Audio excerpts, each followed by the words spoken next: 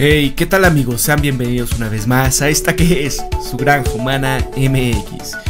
Bien, este videoprograma quiero hablar sobre la nueva portada de The Economist. Me lo pidieron mucho por ahí, en especial José Salazar. Y bueno, es muy interesante todo lo que trata aquí, porque bueno, primeramente nos está hablando sobre este paquete de estímulos de Joe Biden de 1.9 billones de dólares y también sobre una situación.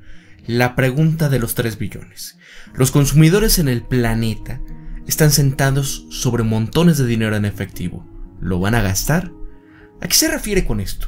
Bueno, más que nada es esta situación. Mucha gente Vaya, yo creo que inclusive muchos de ustedes me van a decir: Pablo, no digas tonterías, falta dinero. Bueno, a lo que se refieren aquí en este sentido es esta parte de personas que anteriormente decían: bueno, en lo que voy de aquí al trabajo vas gastando parte de... ¿Por qué? Porque gastabas en el transporte, gastabas en la gasolina, gastabas en lo que te comías, en los cafés, vaya, un sinfín de neceseres que se iban apareciendo. Antes comprabas más ropa que ahora, antes comprabas más tenis o zapatos que ahora, antes gastabas más dinero en restaurantes y un sinfín de otras situaciones. A lo que se refieren con esto es esta situación, en donde prácticamente ahorita, con ciertas ayudas en el primer mundo, con ciertas situaciones en las que ya les he comentado, bueno, hay dinero de sobra. Vamos a ver por dónde va. ¿Y qué quiere decir esta portada? Este cochinito con los lentes oscuros y personas ahí pequeñitas, esperando a ver qué va a pasar. Bueno, ¿qué empieza diciendo por acá? Mira, el estímulo de Joe Biden es una apuesta de alto riesgo para Estados Unidos y el mundo. Cuando se produjo esta situación del virus, esto era natural, temer que la economía mundial permaneciera estancada durante años. Estados Unidos está desafiando este pesimismo, porque tras haber superado los sombríos pronósticos de crecimiento del verano pasado, está agregando combustible al cohete fiscal, a una combinación de política económica ya ardiente. El proyecto de ley de estímulo de 1.9 billones del presidente Joe Biden, que está a punto de promulgarse después de que The Economist fuera a la imprenta, eleva a casi 3 billones, que es el 14% del PIB antes de la situación de la crisis. Bueno, esta cantidad de gasto relacionado con esta situación del virus aprobado desde diciembre y alrededor de 6 billones del total pagado desde el comienzo de la crisis. Según los planes actuales, la Reserva Federal y el Tesoro también van a invertir 2.5 billones de dólares en el sistema bancario este año. Las tasas de interés se mantendrán cercanas a cero durante una década después de la crisis financiera del 2007-2009. Los responsables de la política económica de Estados Unidos fueron demasiado tímidos y hoy están dejando rasgar. Este resultado probable es un rebote de lo que era un impensable en la primavera del 2020. Ya para enero, las ventas minoristas en Estados Unidos ya eran un 7.4% más altas que el año anterior, ya que la mayoría de los estadounidenses recibieron cheques de $600 del gobierno, parte de la ronda anterior de estímulos. Atrapados en casa e incapaces de gastar tanto como lo harían normalmente en restaurantes, en bares y cines, los consumidores han acumulado 1.6 billones de ahorros en exceso durante el año pasado. El estímulo de Biden le da a la mayoría de los estadounidenses otros $1.400 a cada persona. E inusualmente, para un país rico, una gran parte del dinero en efectivo está en manos de hogares pobres que probablemente lo gasten una vez que la economía se reabra por completo. Si la última situación empieza a lograr su cometido y Estados Unidos evita un desagradable encuentro, ojo con lo que están diciendo, amigos, porque, bueno, si todos sabemos de qué lado están los dueños de la revista. Todos sabemos que muchas de las cosas que salen en esta revista es parte de la agenda, ¿no? Por eso es importante. Yo creo que hay mucha gente que me sigue diciendo: Pablo, ¿por qué lees una revista de derecha? ¿Cómo es posible que estés de ese lado? No estoy de ese lado. Una vez más lo recalco porque hay mucha gente que sigue sin entender. Es importante leer siempre los dos lados de la moneda, ¿ok? Entonces, en este sentido, lo que están comentando aquí, que dice: mira, con un desagradable encuentro con nuevas variantes, ¿qué estamos leyendo hoy en día en todos los diarios en varias partes del mundo de esa misma situación. Ojo, porque de cierta manera, y digo, muchos van a decir, Pablo, no te hagas ideas, no pienses más allá. No, solamente quiero que vean por dónde va. Para que a ver si finalizando este mes no decimos chispas. Pablo, tenías razón ahí. Vamos a seguir. La tasa de desempleo debería de caer cómodamente por debajo del 5% para finales de este año. Hay buenas noticias que no se limitan a Estados Unidos.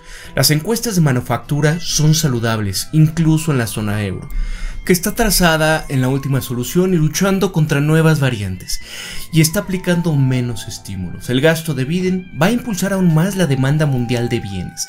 El déficit comercial de Estados Unidos ya es más de un 50% mayor que antes de esta situación del virus, ya que la economía absorbe importaciones. Pero el resto del mundo no igualará el ritmo vertiginoso de Tío Sam. El 9 de marzo, la OCDE, un club de países ricos, pronosticó que la economía americana únicamente está entre las economías grandes. Será más grande a finales del 2022 de lo que había predicho antes de esta situación. Bueno, de abril a septiembre es probable que Estados Unidos supere incluso a China, que está endureciendo la política monetaria y ha sufrido una caída del 9% en su mercado de valores desde mediados de febrero. Paréntesis aquí, amigos. Esto lo que están diciendo es que van a seguir imprimiendo y el mundo simplemente se va a rendir a los pies de lo que Estados Unidos quiera, en el sentido de que, bueno, todo el mundo quiere dólares, todo el mundo quiere seguir vendiendo, todo el mundo quiere seguir exportando y todo el mundo va a querer seguirle vendiendo carros a Estados Unidos, aparatos de alto valor agregado a Estados Unidos. No importa si esto tenga sustento, si no tenga sustento, al fin y al cabo, ¿qué pasó, por ejemplo, en la segunda gran intervención por la democracia? Aquellos que no entiendan este término, porque me han dicho muchas veces, Pablo, trata de no dar por hecho que todos te escuchan, ¿no? Para aquellos que están recién viendo estos videoprogramas, esto de la segunda gran intervención por la democracia es aquel suceso que pasó a mediados del siglo XX. ¿No? Esta situación en Alemania, esta situación de las potencias mundiales, esta situación económica, y que bueno, hubo una cierta situación que pues se dio en Europa, que posterior de todo eso, ¿qué pasó en Japón? ¿Qué pasó con el tratado de Bretton Woods? ¿Cómo surgieron todos estos organismos como el Banco Mundial, como la ONU, como el Fondo Monetario Internacional? ¿Cómo le prestaron dinero a prácticamente toda Europa para la reconstrucción después de esa situación? Bueno, justamente esto es lo que está pasando, ¿no? Dinero barato, dinero a tasas casi cero, y bueno, el mundo una vez más. Oye, cómprame, ¿no? No te preocupes, yo te voy, más bien, no cómprame, véndeme. No te preocupes, yo te compro. ¿Qué estás vendiendo Alemania? ¿Qué estás vendiendo Gran Bretaña? ¿Qué estás vendiendo México? ¿Vale? Aquí está la lana, ¿no? Yo estoy imprimiendo, Tío Sam está imprimiendo el dinero. Y aquí, obviamente, la Reserva Federal de Estados Unidos va a mantener, ya se está comprometiendo a mantener, obviamente, por estas razones, la tasa cero, casi cero, de interés. El Tesoro de Estados Unidos está también en este sentido, guiado en ese sentido. Vaya, por algo Kamala Harris tuvo que prevenir que un agente estuviese al frente del fondo, más bien de la Reserva Federal, y cambiara el rumbo de estas situaciones. Por algo tuvo que llegar rápido. Querían respaldar con oro, pero vamos a ver esto. Dice, mira, salir de una crisis que en su peor momento redujo el número de personas con trabajo en un 15% va a ser un triunfo para los Estados Unidos y va a contrastar con la débil recuperación después de la crisis financiera. Este gasto de Biden va a brindar un alivio bienvenido para aquellos cuyas vidas se han visto trastornadas. Hoy Estados Unidos sigue perdiendo 9.5 millones de puestos laborales. Gracias al dinero extra para la mayoría de los padres, la pobreza infantil persistente y generalizada del país se va a reducir drásticamente. Sin embargo, aunque los legisladores hoy tienen un lugar garantizado en la historia económica, es posible que no lleguen a ser vistos como héroes.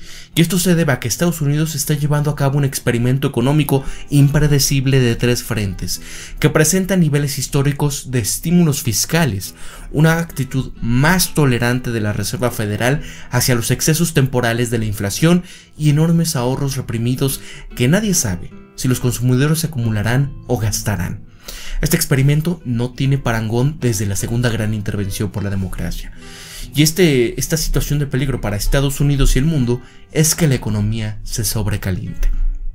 En pocas palabras, lo que están tratando de decir en palabras maquilladas que suenen bonitos es que se está venezolizando la economía. ¿Se acuerdan aquellos aumentos salariales que prácticamente, ¿no? Ahora por decreto, ahí viene un segundo aumento de mucho porcentaje, ¿no? Pero sin el respaldo de que hubiese una producción de los bienes necesarios, ¿no? ¿Por qué faltaba en su momento productos de primera necesidad? Que si papel higiénico, que si jabón, que si arroz, que si huevo, que si pollo, porque la gente estaba teniendo más dinero, estaba demandando más bienes, pero obviamente no se estaba produciendo lo necesario, ¿no? Y es justamente, ¿se acuerdan, por ejemplo, el momento en el que pasó esto, ¿no? Que dicen, vamos todos a casa, y mucha gente empezó a comprar papel higiénico, empezó a comprar gel antibacterial, y vaya, en cualquier país del primer mundo, en todos lados, se acabaron, ¿no? ¿Por qué? Bueno, porque la gente está demandando más. Obviamente el ejemplo es un poco burdo, pero en este sentido va cuando la gente empieza a tener más dinero, empieza a demandar más bienes, pero no hay para todos. Un caso aquí que quizás logren empatizar un poquito más. Aquí en México tenemos una celebración, el Día de Muertos, ¿no? Que es en noviembre. Bueno, el centro de Coyoacán, por lo general, se llena de muchas personas. Creo que fue el 2018 que fui. No podías ni siquiera caminar dentro del centro de Coyoacán. Había más gente en verdad de lo permitido. Bueno, todos los locales, amigos, todos los que vendían en el ambulantaje y demás, todo se terminó. No había nada, no podías comprar un elote, no podías comprar nada. Todo se agotó. Bueno, esto es parte de lo que llegaría a pasar si mucha gente tiene mucho dinero, ¿no? Es bueno, los que anteriormente decían, no puedo comprarme ese jamón porque es más caro, no puedo comprarme quizás ese viaje porque pues no tenemos, no. Bueno, si la gente empieza a tener mucho, obviamente va a aumentar la demanda. Pero si la oferta no va aumentando en una medida similar, vaya, es cuando empieza a surgir este sobrecalentamiento que se dice de la economía y por ende las inflaciones. Esto es lo que tienen temor que pueda llegar a pasar.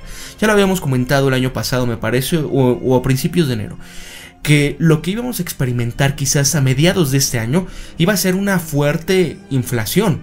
Y que posiblemente, eso es lo que no quisiese que pasara, es prácticamente la pesadilla de cualquier economista, es que haya una deflación para el próximo año.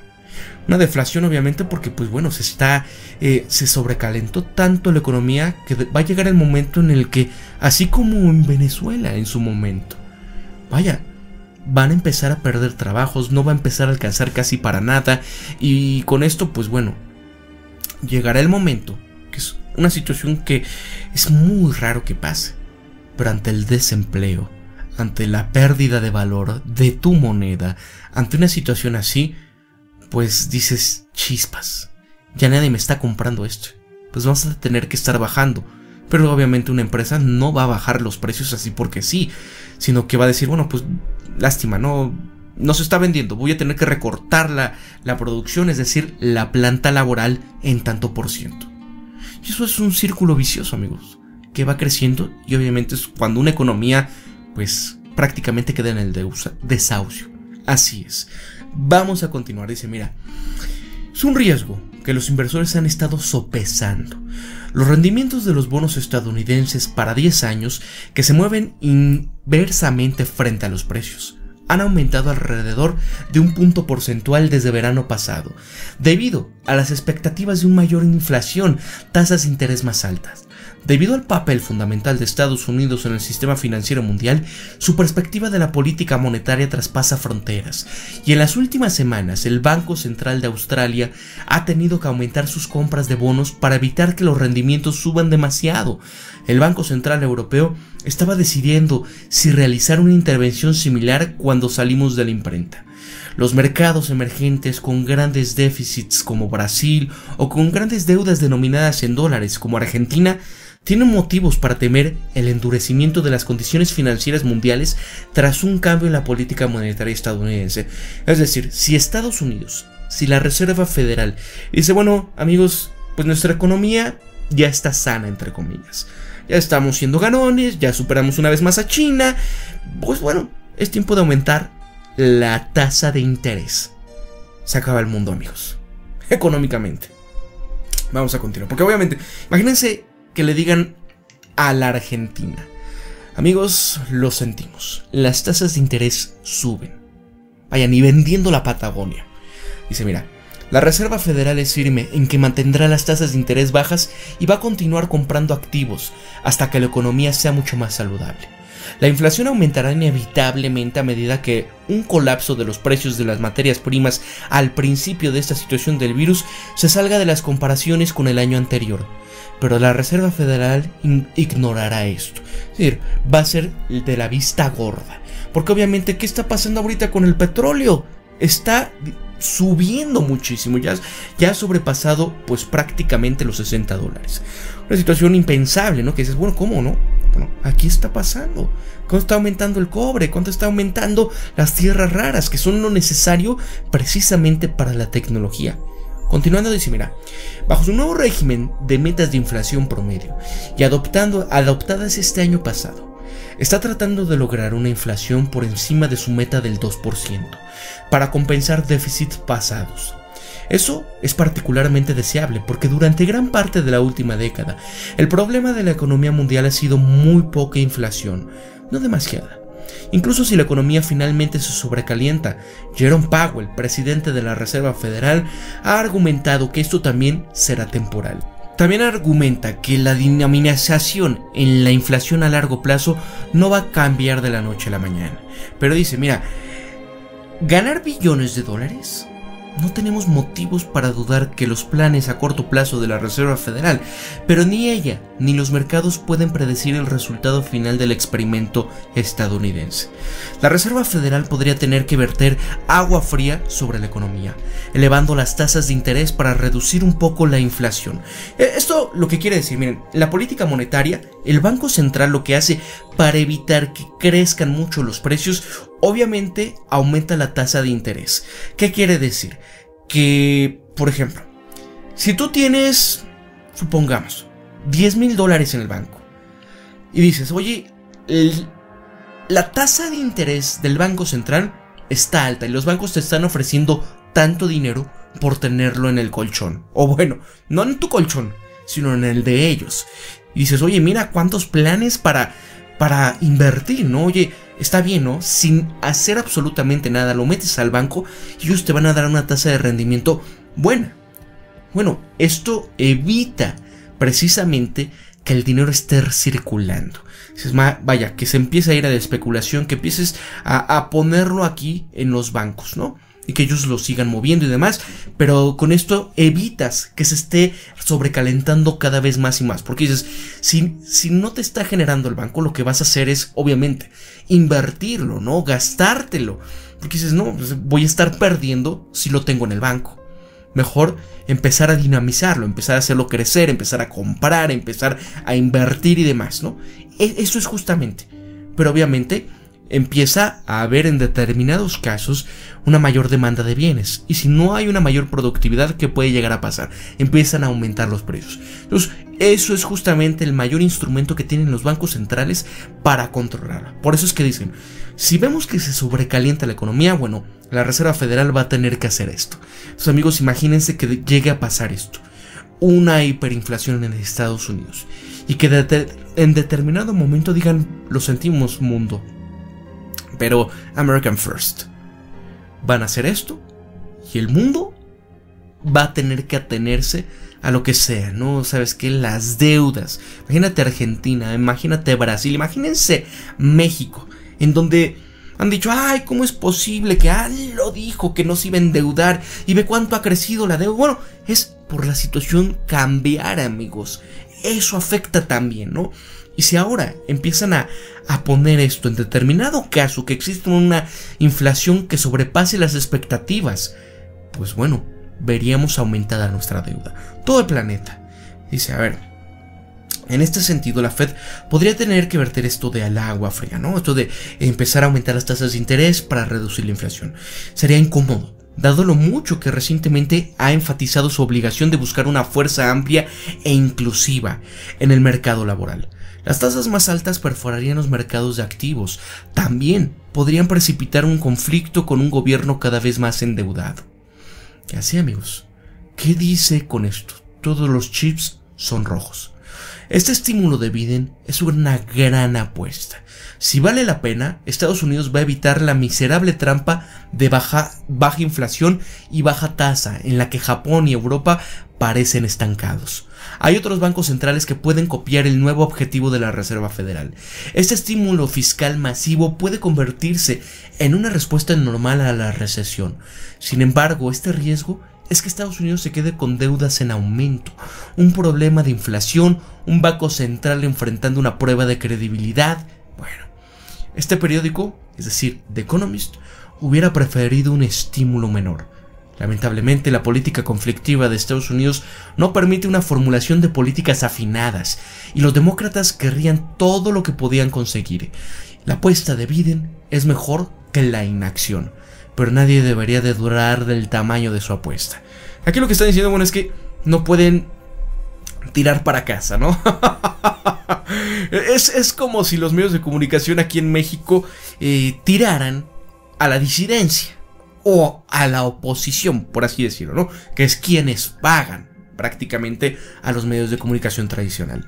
Eso es lo que están diciendo, porque obviamente esta apuesta económicamente ningún economista te la recomendaría porque es bastante arriesgada.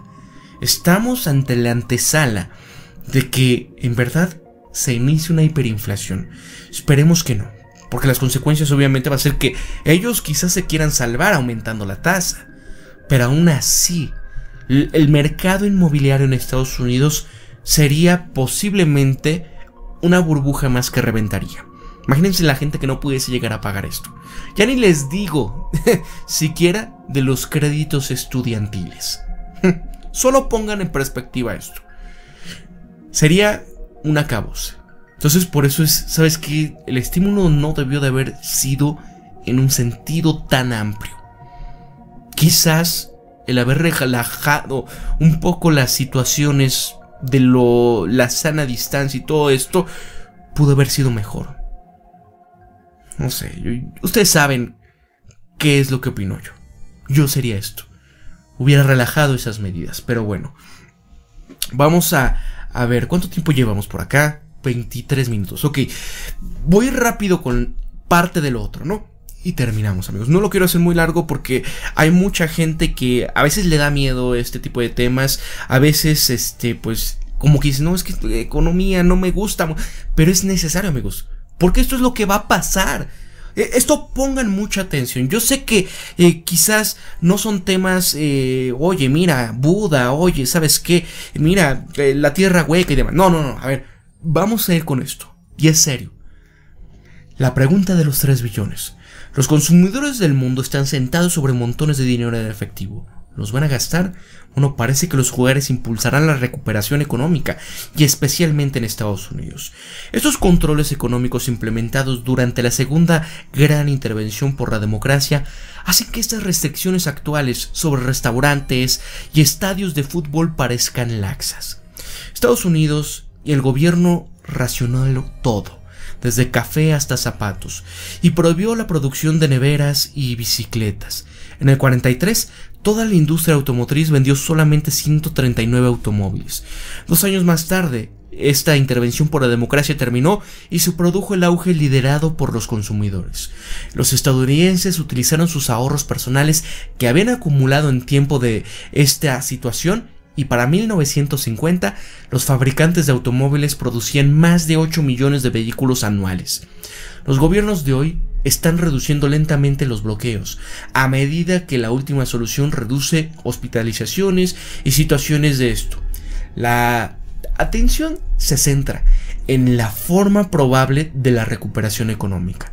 La gran pregunta es si el mundo en desarrollo puede o no repetir el truco de esta situación de la segunda gran intervención por la democracia, con los ahorros acumulados impulsados por una recuperación rápida. Sin duda, los hogares han acumulado mucho dinero en efectivo y The Economist ha recopilado datos del ahorro personal, la diferencia entre los ingresos después de impuestos y el gasto del consumidor, de 21 países ricos. Si esta situación no hubiera ocurrido, los hogares probablemente habrían ahorrado 3 billones de los primeros 9 meses del 2020. De hecho, ahorraron 6 billones, lo cual implica un exceso de ahorro de alrededor de 3 billones, una décima parte del gasto anual de los consumidores en esos países. Los hogares en algunos lugares han acumulado montones de efectivo más grandes que los otros. En Estados Unidos, por ejemplo, este exceso de ahorro pronto superará el 10% del Producto Interno Bruto, en parte debido al plan de estímulos de 1.9 billones de dólares. Este apoyo del presidente Joe Biden, que debía convertirse en ley después de que The Economist saliera a la imprenta. Es decir, esto pues ya pasó, ¿no? Pero obviamente ya era un hecho. Los hogares no suelen ahorrar en tal escala durante las recesiones. Por un lado, sus ingresos suelen caer, ya que se les recorta el salario o pierden sus empleos. Pero los gobiernos del mundo rico han gastado el 5% de su Producto Interno Bruto combinado en planes de licencias para todos aquellos que hayan perdido su trabajo, como estas prestaciones de desempleo, controles de estímulo durante la situación del virus. Y como resultado, los ingresos de los hogares han aumentado en el último año. Al mismo tiempo, los bloqueos han reducido las oportunidades de gastar. Que esto nada más se puede en países de primer mundo, que son los únicos que tienen derecho, por así decirlo, a tasas de interés bajas. Todo el tercer mundo pedir esto es pues prácticamente como que tú vayas y acudas ante estas cosas como la flor de la abundancia o la mafia de tal lugar para que te presten, porque ya no tienes de otra. Así es, ¿no?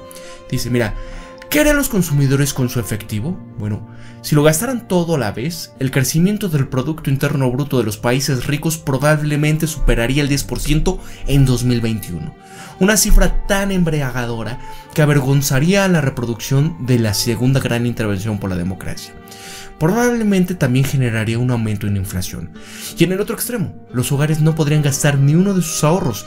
Tal vez si anticiparan que sus pagos de impuestos eventualmente tendrían que aumentar para pagar los enormes paquetes de estímulo. Que esto tarde o temprano, no importa que seas primer mundo, Estados Unidos, Gran Bretaña o la Unión Europea. Esto se va a tener que pagar. ¿Cómo? Con la creación de nuevos impuestos, con el aumento de impuestos anteriores. ¿Y cómo va a ser, no? Vea, por ejemplo, el caso de lo que está pasando en España, ¿no? ¿Cuánto están los impuestos? ¿Qué está pasando incluso, por ejemplo, para todos los que son creadores de YouTube? Ya llegó una notificación que Estados Unidos va a empezar a retener los impuestos en todo el mundo, ¿no? Oye, ¿sabes qué? Todo lo que se genere de mis usuarios o de gente de Estados Unidos se va a ser retenido, ¿no? Vas a tener que tributar a Estados Unidos todo lo que se genere en mi país, ¿no? Esto, si no mandas tus, tu información fiscal, entonces te van a cobrar el 30%. Te van a cobrar menos, obviamente, si tu país tiene una relación con Estados Unidos de doble tributación. Es que bueno, va a ser menos, ¿no? No te preocupes, va a ser menos. Pero es parte de esto. El caso de Andorra, muchos que se estaban yendo ahí, youtubers y demás a Andorra, con esta situación, ¿sabes qué? No les va a quedar de otra más que regresarse a España. Vamos a continuar. Dice, mira, la realidad estará en algún punto intermedio. Una investigación realizada por JP Morgan Chase, un banco, sugiere que muchos países ricos en consumo pronto se recuperarán hasta cerca de su nivel anterior a este virus, impulsando una fuerte recuperación global. Goldman Sachs también estima que Estados Unidos, el gasto de exceso de ahorro agregaría 2 puntos porcentuales al crecimiento del Producto Interno Bruto en un año posterior a la reapertura total. Eso apunta a una recuperación bastante rápida tanto en producción como en el empleo. 9 de marzo, la OCDE, un grupo de expertos de países ricos, elevó su pronóstico de crecimiento del PIB para un grupo de países del G20 al 6.2% para 2021, argumentando que el ahorro de los hogares representa una demanda reprimida. Sin embargo, amigos, tales cálculos son muy inciertos. Y no solo porque hay pocos precedentes aparte de la segunda gran intervención por la democracia. Hay dos factores importantes: cómo se distribuyen los montos de efectivo acumulados entre los hogares y si la gente trata a estas vasijas como ingresos o como riqueza. Primero, tomemos la distribución. Parece haber pocas dudas de que en todos los países ricos, las personas más adineradas han acumulado la mayor parte de este exceso de ahorro. ¿Qué ha pasado con el top 10 de los más ricos, no? Jeff Bezos, Elon Musk, Mark Zuckerberg, Bill Gates, vaya, ¿no? ¿En dónde se ha concentrado? ¿No? Ok. Han sido los menos propensos a perder su trabajo. Gran parte de su gasto es discrecional, digamos en días festivos, comidas fuera de casa. Son muchos de estos los servicios los que se han cerrado durante la situación del virus. Gran parte de los ahorros en manos de los ricos limita el potencial de una bonanza de gastos posterior al cierre, porque según sugiere la evidencia, tienen una menor propensión a gastar lo que ganan, ¿no? Es obvio. Por ejemplo, antes la gente, la clase media, la clase media baja, que iban y consumían. Hoy en día muchos de los restaurantes, de los negocios, de los servicios han cerrado. Entonces todo este dinero, esta gente que de cierta manera acude a restaurantes, al cine y muchos otros, no está pudiendo ejercer este gasto. Lo tiene guardado. Y lo peor es que a las grandes mayorías no les está llegando nada o muy poquito, porque muchos han perdido su trabajo. Entonces el sesgo favorable a los ricos en el ahorro varía de país a país. Hay muchos en los que las personas de bajos ingresos no tendrán ahorros en exceso para gastar, incluso una vez que finalicen los cierres. Durante esta situación, la cuarta parte más pobre de los hogares europeos ha tenido la mitad de las probabilidades en aumentar sus ahorros que los más ricos. Por ejemplo, Gran Bretaña, el quinto más desfavorecido, dice que ha ahorrado menos durante esta situación del virus que antes. Los canadienses más pobres no han podido construir ningún nido en este tiempo, es decir, no pueden tener ningún ahorro. Y Estados Unidos se ve diferente. El estímulo fiscal ha inusualmente sido generoso. Pronto va a enviar cheques de $1,400 a la mayoría de los adultos. Los complementos a los beneficios por desempleo han asegurado que muchas personas que perdieron el trabajo o hayan ganado más del Estado que en sus trabajos. El resultado es que los estadounidenses de bajos ingresos pueden haber ahorrado incluso más que los ricos en relación con sus ingresos. Hay un nuevo estudio de JP Morgan que encontró que a finales de diciembre los saldos bancarios de los estadounidenses más pobres eran 40% más altos que el año anterior, en comparación con aproximadamente un 25% más altos para los más ricos. Y la mitad más pobre ha visto aumentado el valor de sus activos líquidos en un 11% el último año, casi el doble del aumento del 1% más rico. Las personas de ingresos bajos y moderados tienen más probabilidades de gastar sus ahorros una vez que la economía reabra, lo que impulsará obviamente la recuperación. Pero amigos, vemos dónde se está yendo, ¿no? Se están yendo a invertir en GameStop, se están yendo a meterlo a criptodivisas, vaya, saben por dónde va, ¿no? Ok, continuemos. Existe una mayor incertidumbre en torno al segundo factor que influye en la recuperación. Si los hogares reciben sus montos de efectivo con ingresos o riqueza, esto no es una mera distinción semántica. A ver, dice, hay muchos estudios que encuentran que es más probable que los hogares aumenten el gasto en respuesta a un aumento de sus ingresos. Por ejemplo, cuando te dan un aumento salarial, que cuando aumenta tu riqueza. Esto es, por ejemplo, cuando aumenta el valor de tu casa. Los hogares han acumulado un exceso de ahorro de diferentes formas en diferentes países. Por ejemplo, en Gran Bretaña y la zona euro lo han hecho gastando menos. Y es poco probable que la gente trate esto como ingresos adicionales. Aquí lo argumentó Gert-Jan Bligy, que es miembro del Comité de Política Monetaria del Banco de Inglaterra, en un discurso reciente. En Estados Unidos y Japón, por el contrario, el exceso de ahorro es resultado de mayores ingresos debido a los pagos de estímulo, no a recortes de gasto. En esta situación, lo que dice Blehy es el exceso de ahorro, porque puede interpretarse más razonablemente como ingresos adicionales que los consumidores pueden estar más felices de gastar. Y eso apunta a un sorprendente contraste con el boom de la segunda gran intervención por la democracia, porque la recuperación de Estados Unidos fue impresionante, pero la Europa lo fue aún más, con un crecimiento del Producto Interno Bruto un 50% más rápido a lo largo de la década de los 50. Y esta vez va a ser diferente, porque a medida que la situación se vaya desvaneciendo de este virus, es Estados Unidos donde se va a implementar más estímulos y donde es más probable que los consumidores lo gasten. Y el que parece destinado a dejar al resto del mundo rico en el polvo, ¿no? Esto es lo que están comentando. O sea, va a haber una Europa más pobre, va a haber una Gran Bretaña más pobre y Estados Unidos pues va a ser el ganón. Ya lo estamos viendo, ¿no? Sigue esta situación del American First. ¿Qué va a pasar con todo el mundo? ¿Qué va a pasar con América Latina? ¿Qué va a pasar en el momento que ya empiezan a incrementar las tasas de interés? Chispas. Espero que no nos hayan torcido una vez más. Para la Granja Humana MX, recuerden esto siempre. Piensen críticamente, sean ustedes mismos, conózcanse de verdad quiénes son y sean empáticos. Dejen un like, amigos, muchísimas gracias. Ese es el mayor apoyo que me pueden otorgar, dejándome un like. Compártanme en tus redes sociales si crees que es pertinente que alguien conozca de esta información. Y también a todos aquellos que también estén en la posibilidad, nada más aquellos que puedan, de apoyarme. Únanse como miembros del canal desde 9 pesos mexicanos o 37 centavos de dólar, o también en www.patreon.com/LaGranjaHumanaMX. Ahí también me puedes apoyar desde $1. Muchas gracias, nos vemos hasta la próxima. Muchas gracias a todos, amigos, cuídense mucho y nos estamos viendo pronto. Hasta luego.